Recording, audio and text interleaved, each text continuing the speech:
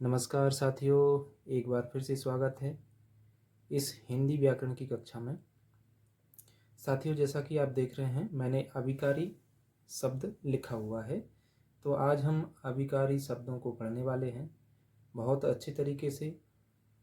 और एक बात और बोल दूं कि आप वीडियो को पूरा ज़रूर देखा करें, है ना। उसमें आप देखेंगे कुछ ना कुछ ऐसी चीज़ मिलेगी जो आपको किताबों में नहीं मिलती है।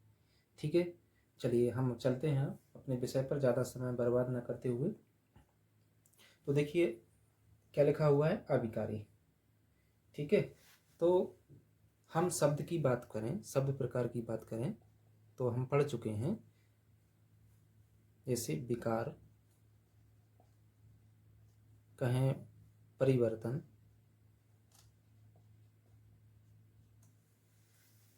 विकार, परिवर्तन या बदलाव, है ना।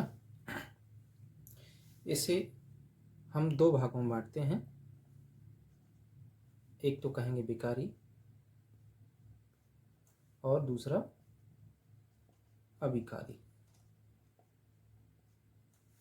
ठीक है, दो प्रकार हो गए। अब देखिए हम बात करते हैं, जैसे ये लिखा है विकारी, है ना, विकारी। तो विकारी की बात करें, हम पढ़ चुके हैं इसके बारे में कि विकारी शब्द कौन कौन से हैं। संज्ञा, सर्वनाम, विशेषण और क्रिया, यही हैं आपके विकारी शब्द। ठीक है, ये संज्ञा, सर्वनाम, विशेषण और क्रिया, इनको हम लिंग, वचन, काल और कारक आदि के आधार पर परिवर्तित कर सकते हैं या परिवर्तित होते हैं, ये, है ना, परिवर्तित होते हैं। ठीक है, तो ये बात हो गई किसकी, विकार वाली। विकार माने परिवर्तन, बदलाव, है ना। तो एक तो हो गया क्या, बदलाव के आधार पर, शब्द के जो प्रकार हैं उनमें से एक हो गया बदलाव के आधार पर। ठीक है, अब देखिए आगे हम चलें, दूसरा है अभिकारी। तो आप यहाँ देख रहे हैं आ योग विकारी, इसको हम इस तरह से लिखें तो आप देख रहे हैं कि इसमें आ जुड़ा हुआ है। तो आ जहाँ जुड़ता है आप देखेंगे कि वहाँ नहीं अर्थ में प्रयोग होने लगता है वो शब्द, है ना, वो शब्द नहीं अर्थ में प्रयोग होने लगता है। तो देखिए हम यहाँ पढ़ रहे थे विकारी, है ना, विकारी। विकारी अर्थात जहाँ परिवर्तन हो, वहाँ बदलाव हो, किनके आधार पर हो, लिंग, वचन, काल, कारक के आधार पर। अब देखिए यहाँ आ जुड़ गया है, तो आ हम कह रहे हैं कि नहीं का बोध कराता है ना, या नेगेटिव अर्थ देता है। तो आप समझ गए हैं कि यहाँ बदलाव हो रहा था इनमें, और यहाँ बदलाव नहीं होगा, किसी भी परिस्थिति में बदलाव नहीं होगा। ठीक है, समझ गए होंगे। देखिए इसी के लिए हम एक शब्द और यूज करते हैं, अभिकारी अव्यय, है ना। अव्यय, अव्यय की भी बात करें हम, जैसे ऐसे को ऐसा लिखें, अ योग व्यय। तो व्यय माने क्या होता है, खर्च, है ना। आ का मतलब क्या है, नहीं। आ का मतलब क्या है, नहीं है।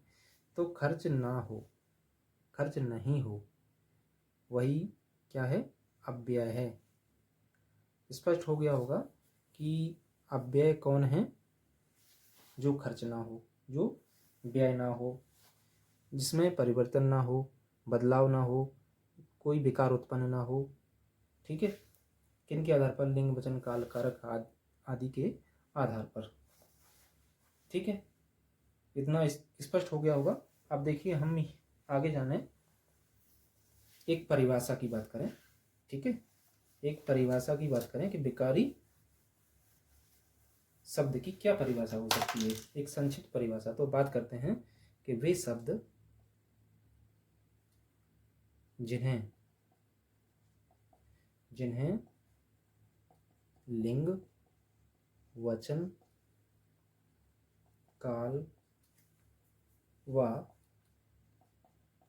कारक के आधार पर बदल नहीं सकते, या कहें हम बदला नहीं जा सकता है। क्या बदला नहीं जा सके, वो क्या है? अभिकारी शब्द हैं। अभिकारी कहें या अव्यय। ठीक है। वे शब्द जिन्हें लिंग, वचन, काल व कारक के आधार पर बदल नहीं सकते या उनमें बदलाव नहीं हो सकता या बदलाव नहीं कर सकते, ठीक है, वो क्या है? अभिकारी शब्द हैं। अब बात आती है कि अभिकारी शब्द कौन कौन से हैं। तो देखिए, हम विकारी शब्द कितने पढ़ चुके हैं? 4। कितने? 4। दोहराता हूं मैं उनके लिए, जैसे संज्ञा, सर्वनाम, विशेषण और क्रिया। आप वीडियो को पूरा जरूर देखें, ऐसी चीज़ें बताने वाला हूं जो आपको शायद किताबों में नहीं मिल रही होंगी। संज्ञा, सर्वनाम, विशेषण और क्रिया। अब देखिए, हम अभिकारी की बात कर रहे हैं, तो अभिकारी में आप देखेंगे क्रिया विशेषण। क्रिया विशेषण, ठीक है, क्रिया विशेषण। दूसरा है आपका संबंध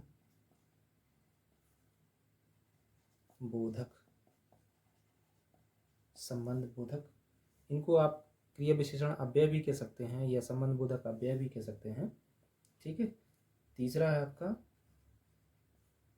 विस्मयादि बोधक, ठीक है। और चौथा है आपका समुच्चय बोधक। तो ये भी आपके 4 प्रकार हो गए। कितने प्रकार हो गए? 4 प्रकार हो गए। आपको यहाँ से प्रश्न आता है कि अभिकारी शब्दों के प्रकार, तो आपका उत्तर 4 होना चाहिए।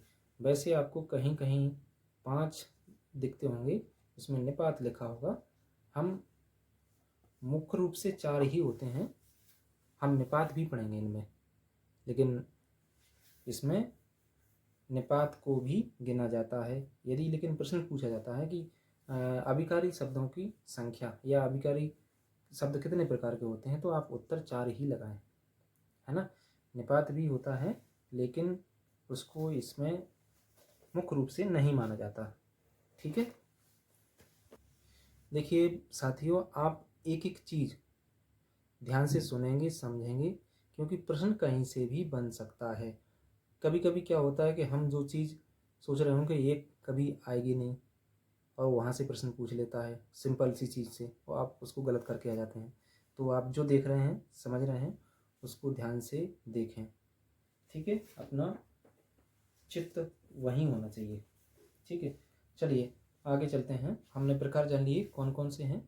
क्रिया विशेषण, संबंध बोधक, विस्मयादि बोधक और समुच्चय बोधक।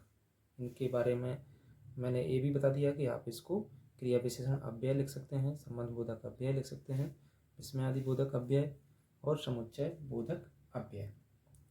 अब देखें, पहला है मित्रों हमारा जो क्रिया विशेषण है। थोड़ी सी सामान्य जानकारी हम लेते हैं। देखिए, जो हमने विकारी शब्द पढ़े हैं, विकारी पढ़े हैं ना, जैसे संज्ञा, ठीक है। संज्ञा की जो विशेषता बतलाता है उसे क्या कहते हैं? विशेषण कहते हैं ना, विशेषण, ठीक है। अब देखिए, जो सर्वनाम की विशेषता बतलाए उन्हें भी क्या कहते हैं? विशेषण। आपके बिल्कुल जो भी डाउट है वो सब क्लियर हो जाएंगे। और विशेषण की जो विशेषता बतलाता है उसे कहते हैं प्रविशेषण, है ना। क्या कहते हैं? प्रविशेषण। और क्रिया की विशेषता बतलाए उन्हें क्या कहते हैं? क्रिया विशेषण। देखिए आपका एक रिवीजन हो गया और हम इससे संबंधित बहुत ही इम्पोर्टेंट तथ्य जानने वाले हैं। आप उसको ज़रूर देखेंगे और उसको ध्यान से समझेंगे। ठीक है, तो विकारी हमने जान लिए कि संज्ञा की जो विशेषता बतलाता है वो विशेषण कहलाता है, सर्वनाम की जो विशेषता बतलाता है वह विशेषण कहलाता है, और विशेषण की जो विशेषता बतलाता है वह प्रविशेषण कहलाता है, और क्रिया की विशेषता बतलाने वाले को हम क्रिया विशेषण कहते हैं। ठीक है, क्लियर हो गया यहाँ तक। अब हम आगे देखते हैं कि क्रिया विशेषण है क्या, है ना। क्रिया विशेषण है क्या, किसे कहते हैं? हम एक परिभाषा पर जाएंगे, पहले उसको समझेंगे तरीके से। वैसे तो हमने इसके बारे में जान लिया कि ये क्या है, अविकारी है या अव्यय है ना, कोई परिवर्तन नहीं होता है। तो देखिए जान लेते हैं कि वे अविकारी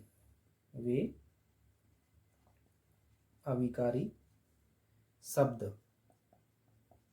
लिख लेंगे आप, मैं बोल देता हूं कि वे अविकारी शब्द जो क्रिया की विशेषता बतलाते हैं। किसकी विशेषता बतलाते हैं? क्रिया की। ध्यान रखना इस बात के लिए कि वे अविकारी शब्द जो क्रिया की विशेषता बतलाते हैं उन्हें क्रिया विशेषण कहते हैं। ठीक है, क्या कहते हैं? क्रिया विशेषण कहते हैं। एक उदाहरण लेते हैं हम, बहुत सिंपल सा, जैसे मोहन चलता है। ठीक है, हमने सामान्य सा वाक्य लिया है। आप देखेंगे यहाँ मोहन क्या है? करता है, और ये क्या है? चलता क्या है? क्रिया है। और हम लिख रहे हैं कि वे अविकारी शब्द जो क्रिया की विशेषता बतलाते हैं।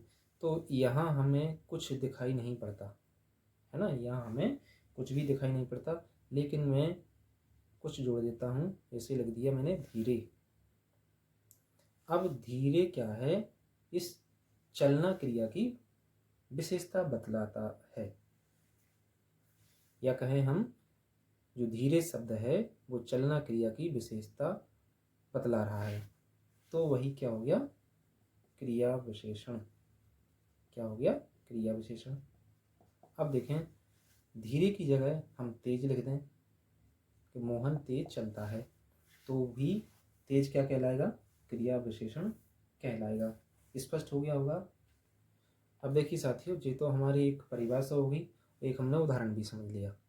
अब बात आती है कि क्रिया विशेषण की आवश्यकता क्यों पड़ी, है ना। क्रिया विशेषण की आवश्यकता क्यों पड़ी, या हम कहें कि इसकी क्रिया विशेषण की विशेषताएं क्या हैं, इसका महत्व क्या है ना, इसका प्रयोग कहाँ कहाँ होता है, तो उसको हम जान लेते हैं। इसमें ही आपके वो तथ्य छुपे होंगे जो हम जानने वाले थे।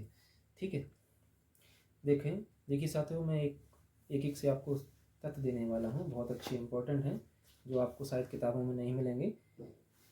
क्या? देखिए, क्रिया विशेषण के बारे में चर्चा हो रही है कि क्रिया विशेषण, इसको आप लिखेंगे, क्रिया विशेषण दूसरे क्रिया विशेषण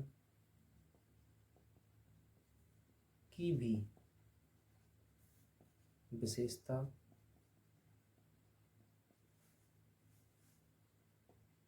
बताता है। क्रिया विशेषण दूसरे क्रिया विशेषण की भी विशेषता बताता है। आप यहाँ ध्यान देंगे। देखिए मैं लिख रहा हूं उदाहरण, जैसे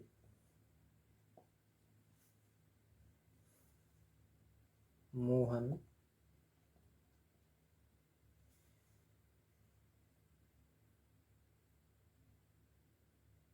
धीरे चलता है। ठीक है, और मैं इधर लिख रहा हूं सुंदर बहुत। ठीक है, तो आप यहाँ देख रहे हैं मोहन। मोहन क्या है, आप करता है, ठीक है। और यहाँ जो सुंदर दिखाई दे रहा है मोहन के लिए प्रयोग हो रहा है, तो क्या होगा जी, विशेषण हो गया, है ना। क्या होगा, विशेषण। ध्यान देने वाली बात है ये, विशेषण हो गया। अब देखिए और इधर चलते हैं, हमने बहुत लिखा हुआ है यहाँ, तो ये सुंदर की भी विशेषता बता रहा है, तो इसे हम क्या कहेंगे, प्रविशेषण, ठीक है। क्या कहेंगे, प्रविशेषण कहेंगे। अब देखिए इधर चलते हैं, ये क्रिया से संबंधित नहीं है, हमें थोड़ा सा समझना है, इसलिए आपको यहाँ बताना जरूरी था, ठीक है। अब देखो आगे कि यहाँ मोहन धीरे चलता है, ठीक है। मैं यहाँ लिख देता हूँ कि बहुत धीरे चलता है। क्या, बहुत धीरे चलता है। अब देखिए मित्रों, जो यहाँ चलना क्रिया है, चलना क्रिया की विशेषता कौन बता रहा है, कौन सा शब्द बता रहा है, धीरे, ठीक है। तो क्रिया विशेषण हुआ, ये क्या हुआ, क्रिया विशेषण। अब मैं बात कर रहा हूं बहुत की, किसकी, बहुत की। आपसे प्रश्न पूछा जाए कि यहाँ बहुत रेखांकित कर दिया जाए कि बहुत जो शब्द है वो क्या है, मैं आपको ऑप्शन दे रहा हूँ, तो आप उनको बताएंगे, उस उत्तर बताएंगे आप इसका। मैं एक उत्तर लिख रहा हूँ कि विशेषण, है ना, क्रिया विशेषण, क्रिया विशेषण। और तीसरा लिख रहा हूँ प्रक्रिया, प्रक्रिया विशेषण। और उत्तर लास्ट है चौथा, इनमें से सभी, या फिर लिखूं इनमें से कोई नहीं, से कोई नहीं। आप इनको इसको कोई सा भी मान सकते हैं। तो आप बताइए इसमें से आपका उत्तर कौन सा होगा। हम बात कर रहे हैं क्रिया विशेषण की, ठीक है। आप इधर मत जाइए, इसको बताना था। जैसे हमने लिखा था संज्ञा की विशेषता विशेषण, सर्वनाम की विशेषता विशेषण, और विशेषण की विशेषता प्रविशेषण, क्रिया की विशेषता क्रिया विशेषण। तो आप देखिए अब यहाँ आप क्या उत्तर देने वाले हैं, ठीक है। सोच लिया होगा आपने। देखिए हो सकता है आप उत्तर सोच रहे हो इसका प्रक्रिया विशेषण, प्रक्रिया विशेषण, तो आप बिल्कुल गलत सोच रहे हैं।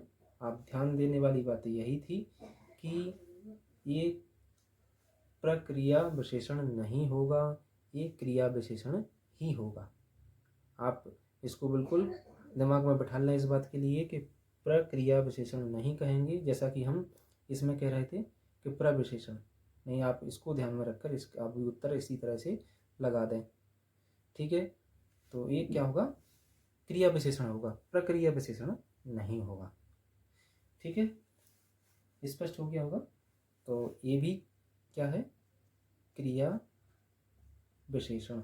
अभी हमने लिखा था ना कि क्रिया विशेषण दूसरे क्रिया विशेषण की विशेषता बताता है, ठीक है।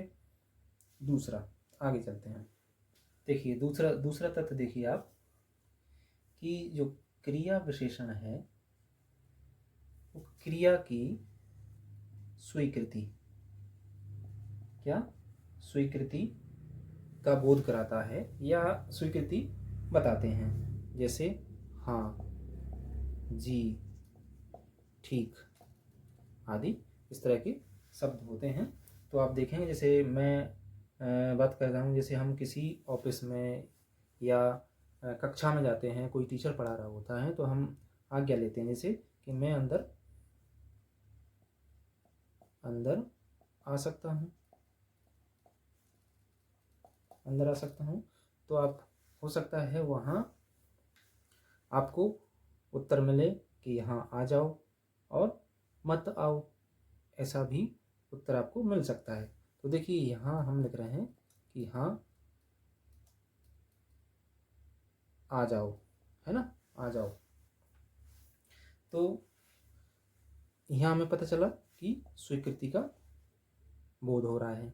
और यदि ऐसा लिखा आ जाए कि मत आओ, है ना, मत आओ, तो आप देख रहे हैं यहाँ निषेधता का बोध हो रहा है या निषेधता का भाव प्रकट हो रहा है।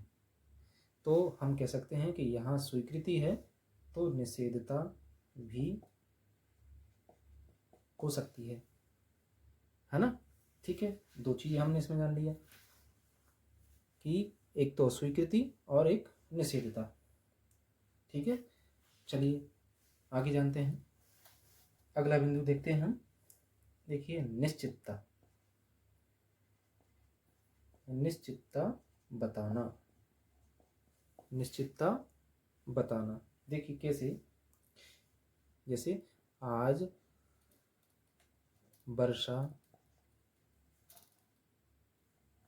वर्षा जरूर होगी या आएगी, आज वर्षा जरूर होगी या जरूर आएगी। तो यहाँ देखिए हम जान रहे थे कि निश्चितता बताता है, तो जरूर, है ना, हो गया कि जरूर होगी, तो जरूर क्या है, निश्चितता का बोध करा रहा है। ठीक है, और इसमें और अन्य शब्दों की बात करें तो देखिए कैसे, और शब्द हैं अवश्य आ जाएगा, सचमुच आ जाएगा, है ना, सचमुच है, निसंदेह है, निसंदेह, अलबत्ता है, अलबत्ता, या निश्चित, ऊपर निश्चितता लिखी है, दरअसल आदि शब्द आपको देखने को मिलेंगे। ठीक है, अब देखिए जब यहाँ निश्चितता का बोध हो रहा है तो अनिश्चितता भी तो हो सकती है ना। तो हम इसमें जाने कि अनिश्चितता की स्थिति भी हो सकती है। जैसे कैसे, शायद राम आए, है ना, अनिश्चितता का बोध हो गया। ठीक है, ये भी स्पष्ट हो गया कि निश्चितता का भी पता चलता है और अनिश्चितता का भी पता चलता है। ठीक है, चलिए देखिए मित्रों, अगला तथ्य जाने हम, क्या है ये देखिए, जो क्रिया विशेषण है, क्रिया के होने का समय, होने का समय बताना। उदाहरण से लेंगे हम कि जैसे मैं 2 घंटे पढ़ता हूँ, है ना। तो इसमें समय कब बोध हो रहा है कि नहीं, कि 2 घंटे पढ़ता हूँ, स्पष्ट हो गया। नेक्स्ट देखो, जो सभी में महत्वपूर्ण है, देखिए इसको कि क्रिया के होने का स्थान बताना, क्रिया के होने का स्थान बताता है या बताते हैं। देखिए कैसे हम उदाहरण लेते हैं, इसको आप ध्यान से समझेंगे कि राजेश चबूतरे पर खड़ा है। इस बात को आप ध्यान से देखिए, हम इसमें बहुत सारी चीज़ें जानने वाले हैं। ठीक है, अब देखिए यहाँ जो चबूतरा है, क्या है, चबूतरा है। तो चबूतरा समझ रहे हैं, स्थान है स्थान। ठीक है, स्थान है, तो स्थान है, तो स्थान क्या है, संज्ञा है, और संज्ञा है तो विकारी है।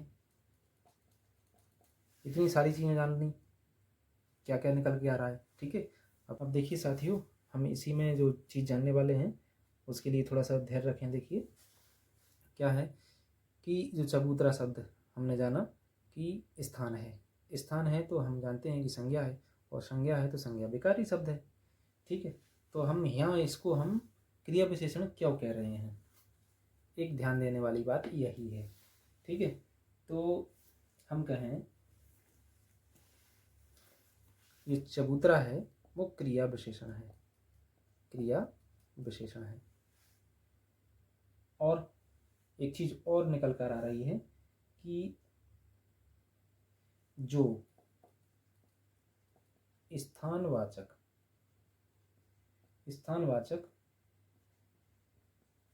क्रिया विशेषण है वही अधिकरण कारक भी होता है।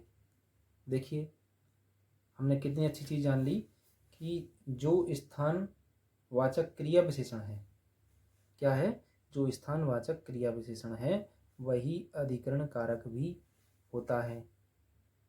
होता है कि नहीं? देखिए लिखा है कि चबूतरे पर, अधिकरण में पर आता है कि नहीं? तो हमने स्पष्ट कर लिया, जान लिया कि जो स्थानवाचक क्रिया विशेषण है वही अधिकरण कारक भी है। अब देखिए साथियों, हमने दो चीज़ें इसमें जान ली। जो ध्यान देने वाली बात है कि जो स्थानवाचक क्रिया विशेषण है वही अधिकरण कारक भी है। ठीक है, स्पष्ट हो गया। चलिए आगे देखते हैं।